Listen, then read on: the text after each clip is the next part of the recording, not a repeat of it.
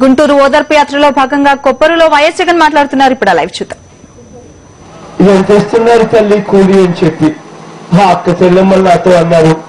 ఆయన 120 రూపాయలు కూలి గిట్టుతా ఉందన్నా అని చెప్పి అక్క చెల్లెమ్మలు చెప్తా ఉన్నప్పుడు నిజంగా కూడా ఆ అక్క చెల్లెమ్మలు ఆ రైతన్న మీద సానుభూతి చూపిస్తున్న పరిస్థితులు చూస్తూ ఉన్నప్పుడు ఆ రైతన్న మీద సానుభూతి చూపించవలసిన ఈ రాష్ట్ర ప్రభుత్వం రైతన్నను గాలికి వదిలేస్తున్న పరిస్థితులు చూస్తూ ఉన్నప్పుడు బాధ అనిపిస్తుంది. ఇవాళ ఈ రాష్ట్రంలో రైతన్నను కానీ ఆ పని చేస్తున్న కూలీ ఆ అక్క చెల్లెమ్మలను కానీ పట్టించుకునే నాతుడు కూడా ఇవాళ ఈ రాష్ట్రంలో కరువయ్యాడు అని అప్పుడప్పుడు బుర్రకు తడుతూ ఉన్నప్పుడు ఇవాళ రైతన్న పరిస్థితే కాదు ఇంత దారుణంగా ఉండేది, ఆ పని చేస్తున్న అక్క చెల్లెమ్మల పరిస్థితే కాదు ఇంత దారుణంగా ఉండేది. ఆ చదువుకుంటున్న ప్రతి పిల్లాడి గురించి ఆలోచన చేసినప్పుడు ఇంకా గుండెలు తరుక్కుపోతాయి. కారణం ఏమిటి అనంటే ఆ పిల్లలు ఇంజనీరింగ్ చదువుతున్నారు, డాక్టర్ చదువులు చదువుతూ ఉన్నారు. ఆ పిల్లలకు ఈ సంవత్సరం పరీక్షలు రాయాలి అనంటే ఆ హాల్ టికెట్లు ఇవ్వాలి అనంటే మా ఫీజులు మీరు కడితేనే మేము హాల్ టికెట్లు ఇస్తాము అని చెప్పి ఆ కాలేజీ యాజమాన్యాలు ఆ పిల్లల మీద వసూలు తీసుకొస్తున్న పరిస్థితులు చూస్తూ ఉన్నప్పుడు బాధ అనిపిస్తుంది. ఆ పిల్లాడు ఆ ఇంజనీరింగ్ చదవాలి అనంటే ఈ సంవత్సరానికి సంబంధించిన ఫీజు 30,000 రూపాయలు కట్టాలి. అదే పిల్లలు డాక్టర్ చదువుతున్న పిల్లాడైతే ఈ సంవత్సరానికి సంబంధించిన ఫీజులు 55,000 రూపాయలు కట్టాలి. ఆ పిల్లలు ఆ తల్లిదండ్రుల దగ్గరికి వచ్చి అమ్మా నేను చదవాలి అనంటే నాకు 30,000 రూపాయలు కావాలి, అమ్మా నేను చదవాలి అనంటే 55,000 రూపాయలు కావాలి, ఈ డబ్బులు నాకు ఇవ్వలేకపోతే నా చదువులు ఆగిపోతాయని చెప్పి ఆ పిల్లలు వచ్చి ఆ తల్లిదండ్రుల దగ్గరికి వచ్చి బాధపడినప్పుడు ఆ డబ్బులు ఎక్కడి నుంచి తేవాలో అర్థం కాని పరిస్థితిలో ఆ తల్లిదండ్రులను చూస్తూ ఉన్నప్పుడు బాధ అనిపిస్తుంది. ఇవాళ ఇటువంటి పరిస్థితిలో నా రాష్ట్రాన్ని చూస్తూ ఉన్నప్పుడు పేదరికం పోవాలి అనంటే కుటుంబం నుంచి ఒక్కడన్నా ఇంజనీర్ కావాలి, ఒక్కడన్నా డాక్టర్ చదవాలి, ఒక్కడన్నా కలెక్టర్ వంటి పెద్ద పెద్ద చదువుల కుటుంబం నుంచి ఒక్కడన్నా చదవాలి. ఆ చదివిన వాడు బయటికి వెళ్లి కాస్త కూస్తే సంపాదిస్తేనే ఆ కుటుంబం పేదరికం నుంచి పోతుంది అన్న సంగతి తెలిసి ఉన్నా కూడా ఆ పిల్లల చదువులతోనూ ఆ పిల్లల జీవితాలతోనూ ఈ రాష్ట్రాన్ని పరిపాలన చేస్తున్న పెద్దలు చెలగాటమాడుతూ ఉన్నప్పుడు బాధ అనిపిస్తుంది.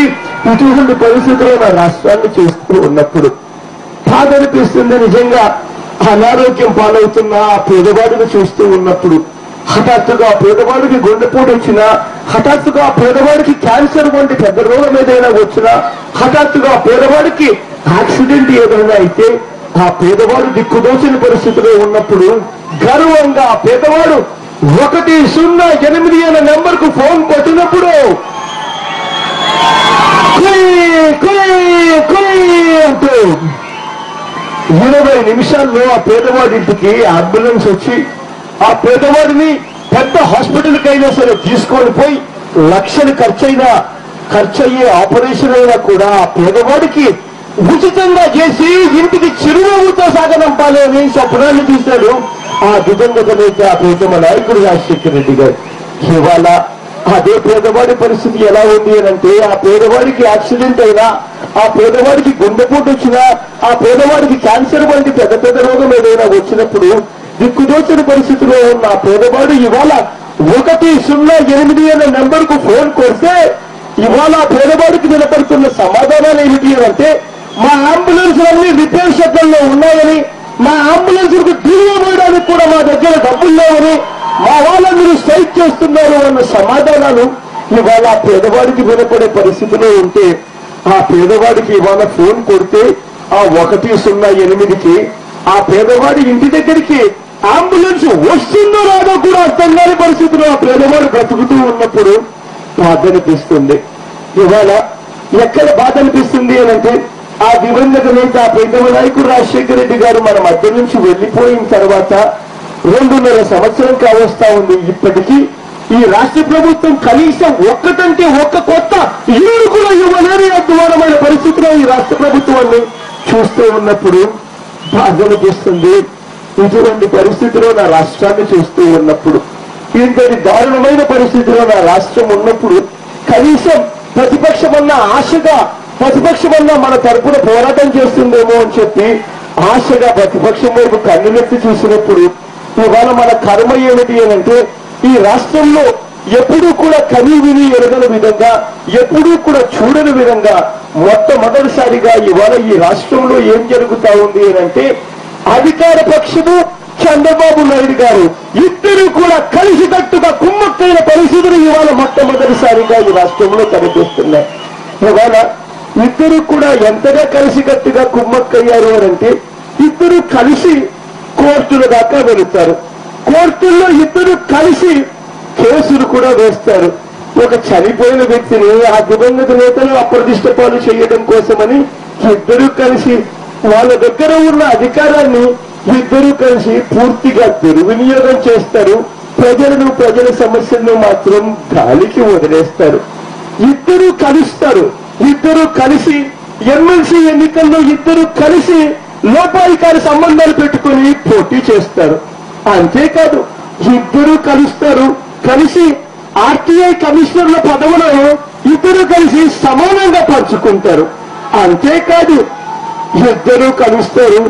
ఇద్దరు కలిసి సాక్షాత్తు చంద్రబాబు నాయుడు గారిని ప్రసన్నం చేసుకునే దానికోసం అని చెప్పి సాక్షాత్తు కాంగ్రెస్ పార్టీకి చెందిన ముఖ్యమంత్రులు చంద్రబాబు నాయుడు గారి మనిషికి, జిఎన్ నాయుడు అనే మనిషికి హైదరాబాద్ నడిబొడ్డున అమీర్పేటలో 5 ఎకరాల భూమిని దారాదత్తం చేస్తారు చంద్రబాబు నాయుడు గారిని ప్రసన్నం చేసుకునేదానికి.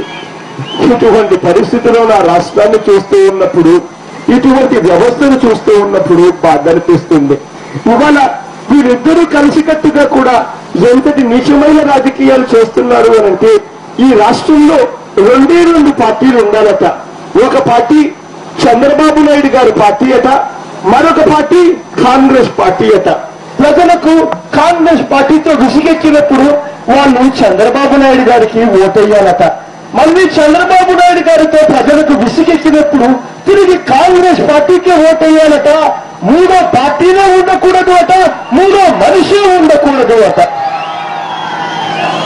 ఇటువంటి దారుణమైన రాజకీయాలు వీరిద్దరూ కలిసికట్టుగా చేస్తూ ఉన్నప్పుడు బాధ అనిపిస్తుంది. ఇటువంటి వ్యవస్థను చూస్తూ ఉన్నప్పుడు, ఇవాళ ఇటువంటి చెడిపోయిన ఈ వ్యవస్థను చూస్తూ ఉన్నప్పుడు ఈ వ్యవస్థ మారాలి.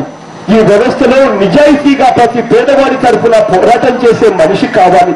ఈ వ్యవస్థలో నిజాయితీగా ప్రతి రైతులకు నేనున్నాను అని చెప్పే మనిషి ఇవాళ కావాలి. ఇటువంటి పరిస్థితుల్లో ఇవాళ నేను మీ ఎమ్మెల్యేను చూసి గర్వపడుతున్నానని చెప్తున్నా. కారణం ఏమిటి అనంటే మీ ఎమ్మెల్యే ఒక మహిళ అయినా కూడా పెద్ద పెద్ద మగవాళ్ళు చేయలేని గొప్ప పని చేసింది. మీ ఎమ్మెల్యే ఒక దళితురాలైనా కూడా పెద్ద పెద్ద వాళ్ళు చేయలేని పని మీ ఎమ్మెల్యే చేసింది. మీ ఎమ్మెల్యే నిజాయితీగా ప్రతి రైతు తరఫున నిలబడింది. నిజాయితీగా ప్రతి పేదవాడి తరఫున నిలబడింది. తన పదవి పోతుంది అన్న సంగతి తెలిసి ఉన్నా కూడా, ఉప ఎన్నికలు వస్తాయి అన్న సంగతి కూడా తెలిసి ఉన్నా కూడా మీ ఎమ్మెల్యే నిజాయితీతో కూడిన రాజకీయాలు చేసింది. రైతన్నకు తోడుగా నిలబడింది. పేదవాడికి అండగా నిలబడింది. అవిశ్వాస తీర్మానంలో ఈ ప్రభుత్వానికి వ్యతిరేకంగా ఓటు వేసి శభాష్ అనిపించుకుంది. ఇవాళ మీ ఎమ్మెల్యేను చూసి నేను గర్వపడుతున్నానని చెప్తున్నా. కారణం ఏమిటి అంటే ఈ వ్యవస్థ మారాలి. ఈ వ్యవస్థలో నిజాయితీగా ప్రతి పేదవాడి తరఫున పోరాటం చేసే వాళ్ళు కావాలి. నిజాయితీగా ప్రతి రైతన్నకు మేము ఉన్నాము అని చెప్పే మనిషి ఇవాళ కావాలి. ఇటువంటి వ్యవస్థలో మీ ఎమ్మెల్యే ముందుకొచ్చి నిలిచినందుకు మీ ఎమ్మెల్యేను చూసి నేను అంత గర్వపడుతున్నానని చెప్పి ఇవాళ చెబుతున్నా. మామూలుగా అయితే ఒక ఎమ్మెల్యే పదవిలో ఉన్న వ్యక్తి ఉప ఎన్నికలు వస్తాయి అనంటే భయపడతారు. మామూలుగా ఒక ఎమ్మెల్యేగా ఉన్న ఒక వ్యక్తి తన పదవి పోతుంది అనంటే 4 సార్లు ఆలోచన చేస్తారు. కానీ ఇక్కడ మాత్రం అటువంటి పరిస్థితులు జరగలేదు. ఇవాళ ఈ ఉప ఎన్నికలు జరగబోతున్న ఈ తరుణంలో ఒక్కటి నేనైతే ప్రతి అక్క ప్రతి చెల్లెమ్మకు చెప్పదలుచుకున్నా, ప్రతి అవ్వ ప్రతి తాతకు చెప్పదలుచుకున్నా, ప్రతి సోదరుడికి ప్రతి స్నేహితుడికి చెప్పదలుచుకున్నా. ఆ ఒక్క మాట ఏమిటి అనంటే ఇవాళ ఇక్కడ జరగబోతున్న ఎన్నికలు 2 వ్యక్తుల మధ్య జరుగుతున్న ఎన్నికలు కావు. 2 పార్టీల మధ్య జరుగుతున్న ఎన్నికలు కావు. ఇవాళ ఇక్కడ జరగబోతున్న ఈ ఎన్నికల్లో ఒకవైపున రైతన్నా పేదవాడు వీరిద్దరూ కూడా ఒకవైపున ఉంటే కుళ్ళు కుతంత్రాలతో కూడిన రాజకీయాలు మరోవైపున ఉంటాయి. ఇవాళ ఇక్కడ జరగబోతున్న ఈ పోటీలో విలువలు విశ్వసనీయత అన్న రెండు పదాలు ఒకవైపున ఉంటే వంచనతో కూడిన రాజకీయ వ్యవస్థ మరోవైపున ఉండి ఇవాళ ఎన్నికలు జరగబోతూ ఉన్నాయి. ఇవాళ మనం వేసే ప్రతి ఓటుతో కూడా రైతుల పడుతున్న బాధలు ఈ రాష్ట్రాన్ని పరిపాలన చేస్తున్న నాయకుడికి అర్థం కావాలి. ఇవాళ మనం వేసే ప్రతి ఓటుతో కూడా గ్రామాలలో పేదవాడు పడుతున్న బాధలు ఈ రాష్ట్రాన్ని పరిపాలన చేస్తున్న వాళ్లకు అర్థం కావాలి. వీళ్ళకే కాదు అర్థం కావాల్సింది, వీళ్ళను శాసిస్తున్న ఢిల్లీ పెద్దలకు దుమ్మ తిరిగిపోవాలి అని చెప్పి ఇవాళ నువ్వు చెప్తున్నా. ఇటువంటి పరిస్థితుల మధ్యలో జరగబోతున్న ఈ ఎన్నికల్లో మీ అందరి చల్లని దీవెనలు, మీ అందరి చల్లని ఆశీస్సులు సంపూర్ణంగాను మనస్ఫూర్తిగాను నా చెల్లి సుచరితమ్మకు అందించవలసిందిగా సవినయంగా చేతులు జోడించి పేరున ప్రార్థిస్తున్నా.